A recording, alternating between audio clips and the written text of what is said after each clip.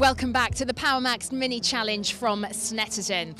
David Grady may have been having a tough time in the Gen 3s yesterday, but it was a very different story for current Cooper leader Nathan Harrison.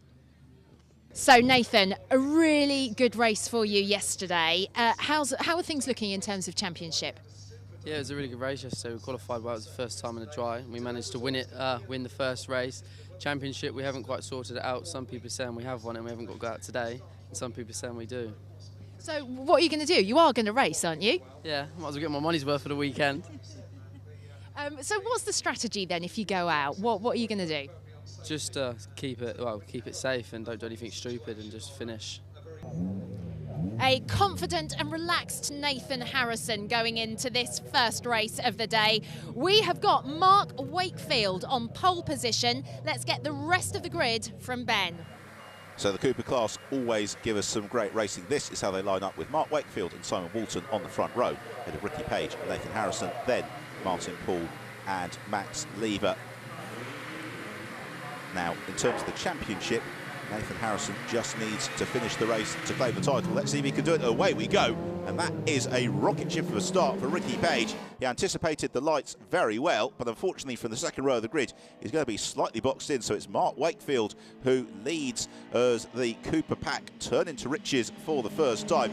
There's the yellow car of Henry Neal. He is looking to try and chase down Max Bladen as they're all cleanly through riches on towards the Montreal hairpin for the first time.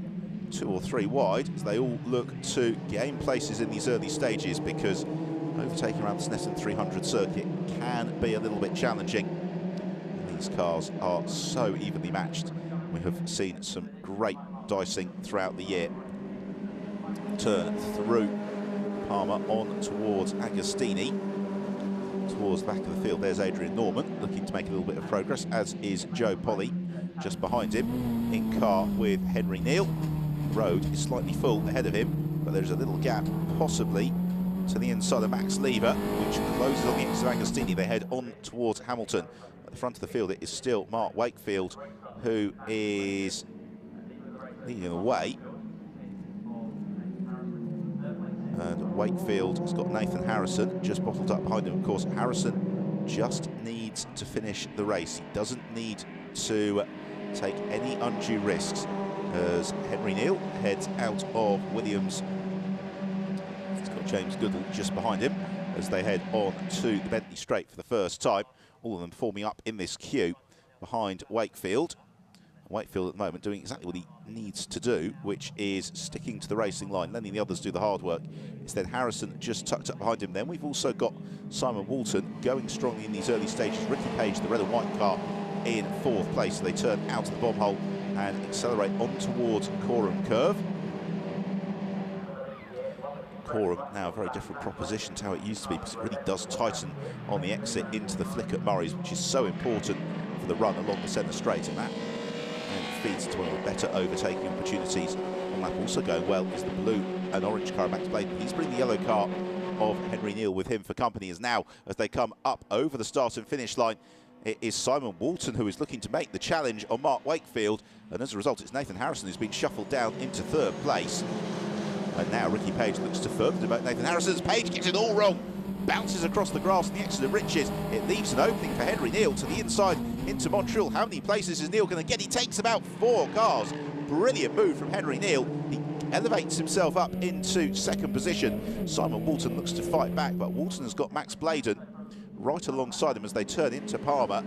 Bladen with that outside track might just be able to carry the momentum. Very fair driving from Simon Walton. He doesn't squeeze Max Bladen out onto the grass. Only now does Walton move back into position in 3rd place. Head in towards Hamilton, and of course all of this battling is just going to give Wakefield the opportunity to momentarily get a little bit of a jump on the field as Bladen looks to the inside of Simon Walton, goes through, claims 3rd place. So they turned into Oggies. Ricky Page also looking to recover from his grassy moment, and that is a problem for Nathan Harrison. And Nathan Harrison, who just needs to finish the race to win the championship. Now, is that a mechanical issue, or was that possibly just a little bit of a spin? There's a change for the lead. Henry Neal takes the lead of the race away from Mark Wakefield coming down the Bentley Straight. Neil, of course, the son of British Touring Car Championship legend Matt Neal, is really learning his craft very well in the Power Max Mini Challenge. He has become an increasing presence at the very sharp end of the field as 2015 has unfolded. Now he has really got a fight here to try and claim a debut Mini Challenge victory, as he has got Mark Wakefield and Max Bladen forming a queue behind him. The good news is for both of them, they have rather broken away from the Ricky Page train just behind. Neil leads the field into riches. Both Wakefield and Bladen looking to try and find any sort of opening as they head on towards Montreal. And Neil makes the slight mistake, puts two wheels over the curb, it flicks the car sideways. He gathers it up nicely, moves across immediately to the inside of the road, making sure there is no way past for Wakefield. And as Wakefield looked to try and challenge, it suddenly brings Max Bladen into the mix. Bladen, the blue and orange car, third in the race, third in that queue, just bobbing and weaving, filling Mark Wakefield's mirrors. Of course, as he distracts Wakefield, that just gives Henry Neal the slight opening to try and ease way at the front of the pack. Meanwhile, here is a replay. In car with Simon Walton, passed on all sides, going through Brundle and Nelson, squeezed out to the grass. He lost about 4 places in 2 corners, but I'm sure that he'll fight back. Meanwhile, the leading train of cars sees a switch for second place. Max Bladen up ahead of Mark Wakefield. So Bladen goes second, Wakefield down to third. Now, in true mini racing fashion, they've now got to start working together to use the slipstream to come back towards Henry Neal, and then the three of them, they've got the luxury of a lap or two. If they run as a train, it will allow them to break away from Max Lever and Ricky Page squabbling behind, but I'm not sure that Max Bladen's read the script. He looked to the outside of Henry Neal, possibly to try and challenge into Brundle and Nelson. It didn't quite happen, so they come out of Nelson and now on towards the bomb hole, and Bladen is glued to Henry Neal's bumper. Now, does that force Neal to defend into Coram Curve? It certainly does. He moves right across to the inside of the track.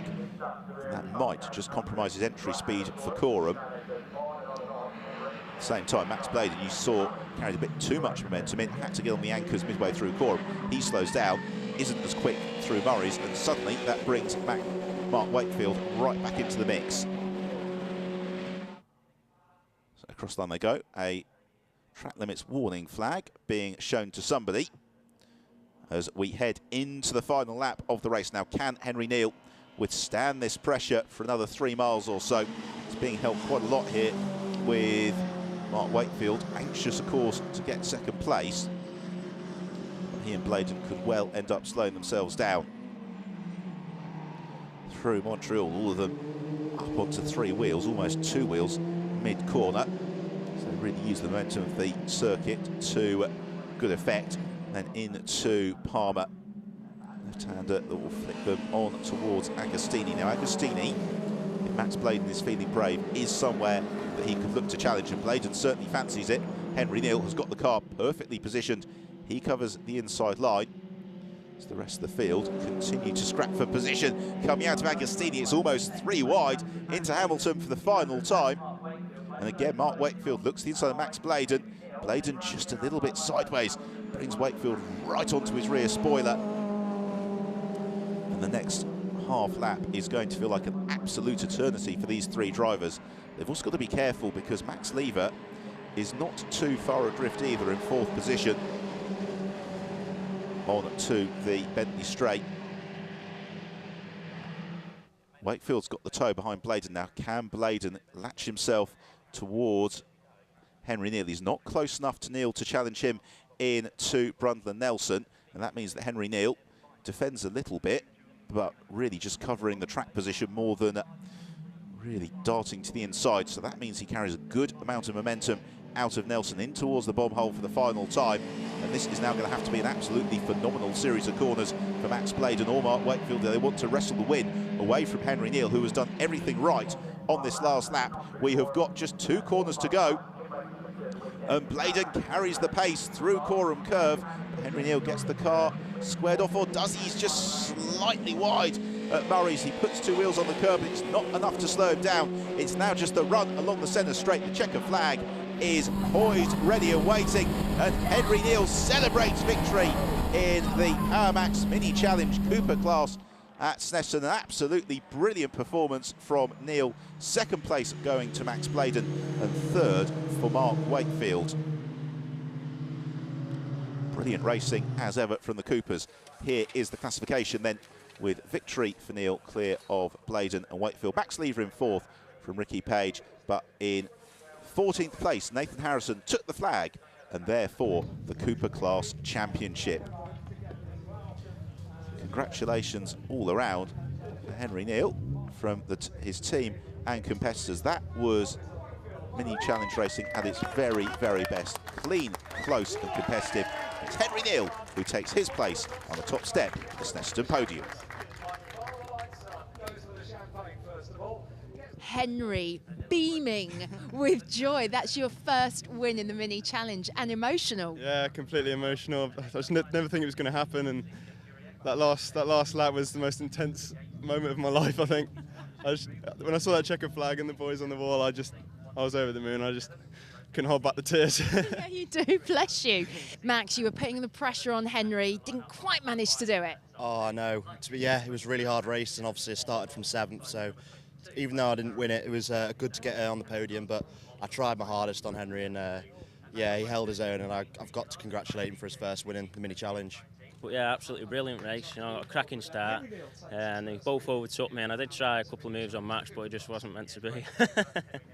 That was by no means the perfect race for Nathan Harrison, but I'm pretty sure that has secured him at the championship. We will find out and confirm that for you very, very shortly. However, that was most definitely Henry Neal's race. So pleased with his first win in the Mini Challenge. Congratulations.